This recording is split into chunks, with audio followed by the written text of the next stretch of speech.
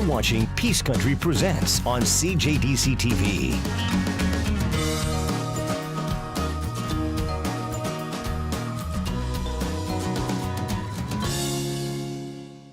Welcome to Peace Country Presents Peace Profiles. I'm Stacy Robbins. Each week we get a chance to meet some of the coolest people who call the Peace region home, and this week we're at it again. First up, we're going to meet an artist who weaves beautiful cloth from the softest fibers, and then we're going to meet an artist who works mainly in glass. First up is Fort St. John-based fiber artist Cheryl Peebles, who's been drawing inspiration from the Peace region for over 30 years. If that name sounds familiar, she spent 25 of those years in Dawson Creek. This is Cheryl Peebles. I'm a fiber artist, so that means I hand spin on a wheel, on drop spindles. I weave on a floor loom, on table looms, on tapestry looms. I never thought that I was interested in weaving at all. When I was in Calgary, I studied interior design and I was a painter. I thought I'd be a potter. That's what I thought I was going to be. And I went to ACAD, Alberta College of Art and Design, on a tour one time, and I saw weaving and went, oh my God, I would never weave. Look at all those threads. And I don't know, 5, 6, 7 years later, we ended up living in Dawson Creek, and I started spinning because I couldn't take a baby to a pottery studio. And we lived in the country, and I thought I could have a few sheep and spin my own wool. And so I did, and the person teaching me to spin said, oh, you just won't spin for long. And a few months later, I had my first loom, and it seems I've been hooked ever since. It just came. It was just there. I wove on a small table loom for probably 10 years. I'm a product of the late 70s, early 80s. We did the back to the land thing. I was home with my kids, and we had some small livestock. And but it was always because I think my relationship with the Weavers Guild there was almost immediate. I was always working towards goals that we were working on collectively, and so that I think kept the passion alive. We had some great mentors, Dorothy Powell, who isn't with us anymore, from Poos, Laura Sample, who was working on her master weavers for years, lives out Sandspit now, I think. There was a few that were great champions and helped me and other friends of mine keep the focus. And nothing surprised me more than when I was all of a sudden kind of one of the senior members and the go-to person, because it was like, there's so much to keep on learning. I say I'm recently in Fort St. John. I've been here 6 years, but I was 25 or so in Dawson, and I was involved with the Weavers Guild there for very long, for all that time pretty much. And it's pretty cool because we lived in Northern Ontario, and I called up the Weavers in Timmins, and I was part of their Weavers Guild for a while when we were there. And it's nice, really nice to have friends that you can share the problems with and the successes with and the surprises. You're inspired by what each other is doing, and you're encouraged when you've got somebody else doing something. It gives you a bit of a deadline to get something done. This particular warp, we're working on a study. The intermediate weavers decided we want to know more than we know, so we decided to start some study groups, and we set ourselves certain challenges to meet and just to perfect our technique and understand the weave structure better. So often people see a piece of cloth and they don't realize what goes into it to make it and how original that piece is, because others still hand weaving comes out of India and China, mostly India, and it's just hammered out, factory style, and the people aren't paid what they're worth, and the materials aren't quality as so here people look at paintings and photographs and pottery, and they go, wow, that's art, but they don't quite get how much originality has gone into that weaving. It takes a lot of time to think it. It takes a lot of time to set up the loom.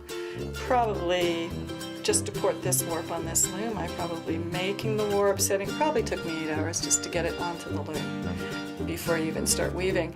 And then depending on the thickness of the thread and how closely you're weaving, it can take a lot longer than that. Yeah.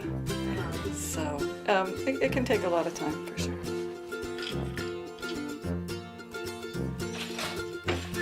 Usually, I get my colors inspiration from something around me, something in nature, something will strike me that I really like those colors, and I'll try and work with that. And it's funny, it doesn't seem to matter how much of a stash you have. There's always a thread, a color, a texture that you don't have.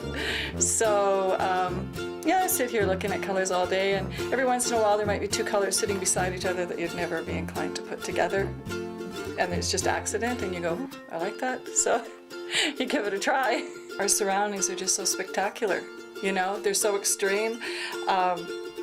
You see ice breaking up on the Peace River, you know, and it's amazing to see it 14, 18 inches thick, and rarely now have we seen the river fully covered with ice, but it happens, and you get the frost on the trees and the blue skies and everything that contrasts against the blue, and the yellow on the fields in the summer. I mean, it's just spectacular. The colors are there. So, yeah, I use, well, there's a combination I've used for a while, and it's kind of mauve and green and purples, and that always is inspired by irises.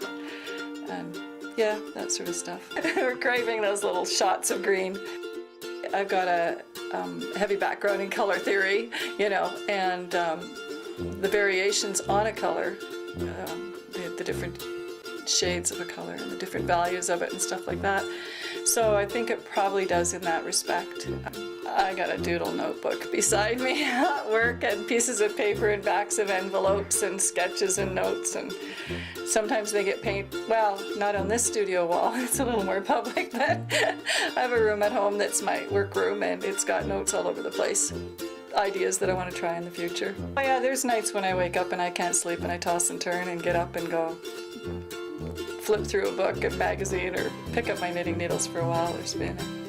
Yeah, it's what doesn't let me go to bed at night. I'm a night hawk, and I will work until 1 or 2 in the morning, and then drag myself out of bed to go to the job. You know, when I get started on a piece of art, regardless of what it is, because now I don't do as much painting. I kind of take my painting along when we go out into the bush or into the country, but I get started on the project, and once I have no clock. You see, I have no clock in here, and I have no clock at my workroom at home, because once I get the creative process started, I don't want a clock saying it's time to go to bed or it's time to eat. It's just, you just keep working until it's time to stop. And I used to think that I was strange, because everybody else I knew were early risers and early to bed, and until I was living in an arts community, and I'd be out on the street walking my dog at 1 in the morning, and there's still lights on in all these studios, and I was going, yeah, okay, I'm not the only one in the world like that. I think part of my creative process, I think part of what really drives me is being able to help other people experience it and to help to teach them. And I think it's a long time ago, School District 59 called on the weavers for some instructors for a program that they were running through KPAC, and I got to start teaching tapestry weaving through that, and along with a friend, Sue Brocky, and we, I don't know, I've kind of kept a rough tally, and I've probably had 2,000 kids go through my classes. I've got to expand, and I've taught at Coastmount out of Stewart, and I've taught here in Dawson, or in Fort St. John. I haven't quite left Dawson all these years, but so I've done a lot of teaching with kids, and they never cease to amaze me how super talented they are when you give them the freedom to be. And I've taught lots of adults. I just really like teaching. One of the best, I think, for me is that I went out to Tumbler Ridge for probably 8 years running, and mostly to Tumbler Ridge Elementary, although I did teach at the other elementary school too. But I had students from kindergarten that I had all the way through, or that had, the program was in such demand that they used to get the teachers to put their names in, and they'd draw which classroom got the teacher for the week. And I would go out for a week solid and do 4 classrooms for 5 days. That expanded to 2 weeks, and then eventually I was invited out to the other school, But it ended up that a lot of those kids had me several times through those 8 years. Either they started at kindergarten and they... So in grade 7 one year, I had been out for my 2 weeks. This grade 7 class had me, I was teaching painting at that time, but there was some time, there was some money left over at the end of the year, so the school said, what can you do?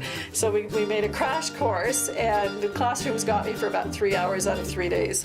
And this grade 7 class produced the most amazing weaving. They were absolutely attentive, into it. Even some of the toughest kids in the schools really have a knack for art and the creative process. One of the other teachers at that school told me that the kids, the classroom, had a practice of critiquing their work, whether it was essays or presentations or whatever. And one child had critiqued her work and there was final space for comments. And she said to her teacher, I always wanted to be an artist. Now I know I'm one. And I was so excited when she told me that, because I think everybody's an artist and everybody has that ability. And you don't have to draw to do it.